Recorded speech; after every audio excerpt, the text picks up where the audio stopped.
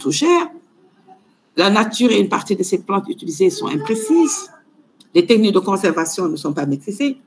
Les indications non plus ne sont pas maîtrisées. On vous dira que c'est pour le prurite, c'est pour tel effet, mais c'est jamais contre une maladie bien précise. Hein. Le surdosage, c'est des quantités importantes de plusieurs litres qui sont absorbés pendant plusieurs mois parfois. Et aussi, on ne gère pas le terrain sous-jacent. Est-ce que c'est une grossesse en dessous? Est-ce que c'est un terrain atopique qui sont des terrains fragiles? Alors, voyez donc, les produits sont non identifiés dans la moitié des cas. C'est des mélanges complexes. Hein? Il y a un retard de consultation. Et les diagnostics sont souvent erronés. Norm City, qui résume toutes les dermatoses, érythématoses squameuses et bulleuses, mais ces plantes sont également utilisées contre le paludisme, l'hypertension, l'impuissance, la stérilité. Il y a une publicité à outrance dans les médias. Hein? Mais vous savez que ces plantes ont également leur effet nocif, connu, effet pharmacologique, tel que le tutu oil, qui contient des dérivés terpéniques et qui est une huile interdite. Les huiles toxiques utilisées comme armes de guerre et de chasse, Jatropha curcas. Il donne beaucoup de dermite de contact. L'anacardium occidental, c'est la noix de cajou. Le butyroscome partout, qui est le beurre de karité. Hein? Le cadendron, qui est une essence. Les huiles essentielles. Le Jatropha curcas, qui est même utilisé pour des vertus en biocarburant, hein, et qui est très antiseptique, qui est connu pour ses vertus antiseptiques, mais même irritant, hein, et pour ses propriétés en biocarburant. Azadirachta indica, qui est l'huile de Nîmes, hein, et l'aloe vera, qui est largement utilisée. Et ces produits ont été testés chez nous et ils ont été positifs au patch dans des cas de dermite de contact. Alors, vous voyez ici le butyrosporum parcours qui a été responsable de cette dermite de contact généralisée. Hein. Alors, vous voyez que toutes ces formes cliniques de toxidermie ont été dues à des plantes. Donc, toutes les formes cliniques de toxidermie notées avec les médicaments modernes l'ont été également avec les plantes médicinales. Hein? Nous les avons testées en prick test, en patch test, avec la sciure de la plante ou avec les extraits ou le mélange même absorbé par le patient. Et on a vu qu'il y avait des positivités dans plus de 100% des cas chez les malades chez qui il était suspecté.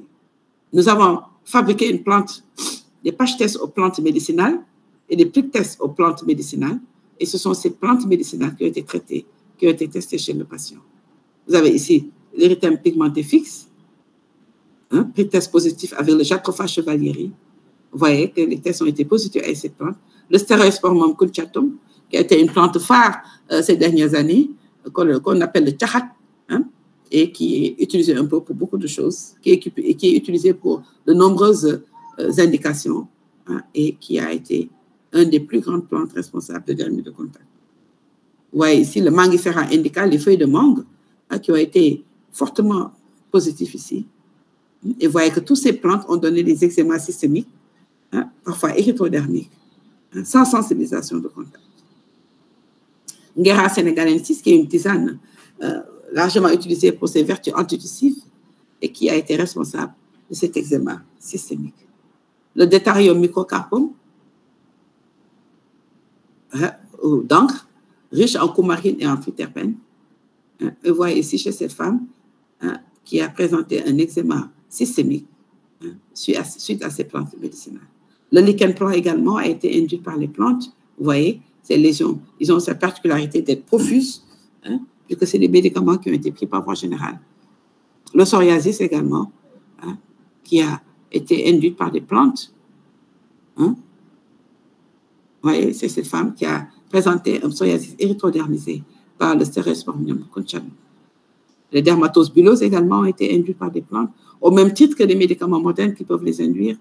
Et vous voyez chez ces femmes, l'existence de bulles nécrotiques a fait penser à une association entre sa bullose auto-immune et une toxidermie aux plantes médicinales. Vous voyez également un Steven Johnson avec cette atteinte de la muqueuse buccale chez ces femmes suite à l'utilisation d'une plante.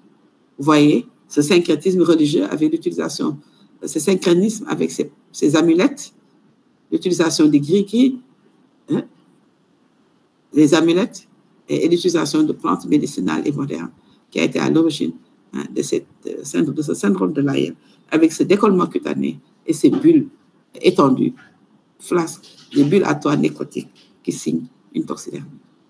Vous voyez également ce syndrome de Lyell, nécrolyse épidermique avec atteinte oculaire sévère, risque de cécité. Et voyez chez cette femme qui a eu comme séquelle une cécité alors que son syndrome de Lyell a régressé.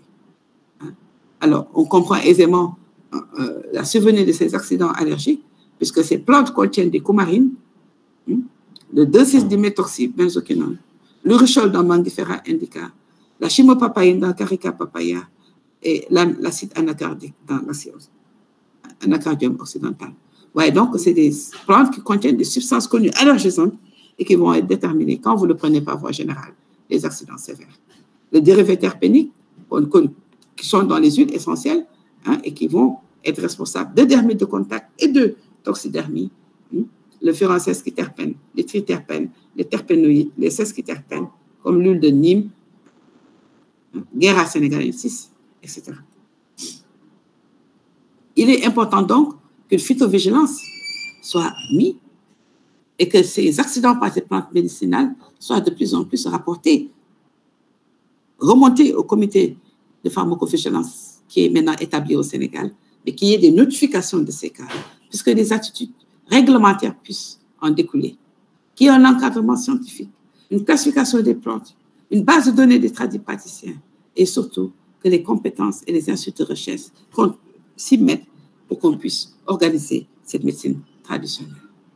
En conclusion, l'allergie en dermatologie va nécessiter l'établissement d'une cosmétovigilance pour les produits cosmétiques, une allergovigilance, une pharmacovigilance pour qu'on puisse mieux encadrer ces affections. L'indemnisation en milieu professionnel doit être la règle. Mais le problème va être le secteur informel où l'organisation de l'activité professionnelle n'est pas une organisation de l'activité professionnelle. Il faut mettre en place des tests spécialisés qui vont permettre de mieux cibler les allergènes responsables. Et voilà ce que je voulais vous dire pour les allergies en dermatologie. Et je pense que je pourrais avoir des questions pour mieux clarifier ce discours qui a été certes long, mais l'importance était pour moi de parcourir un peu le spectre des allergies que vous allez rencontrer en majorité dans votre milieu de travail. Je vous remercie de votre attention. Feuille.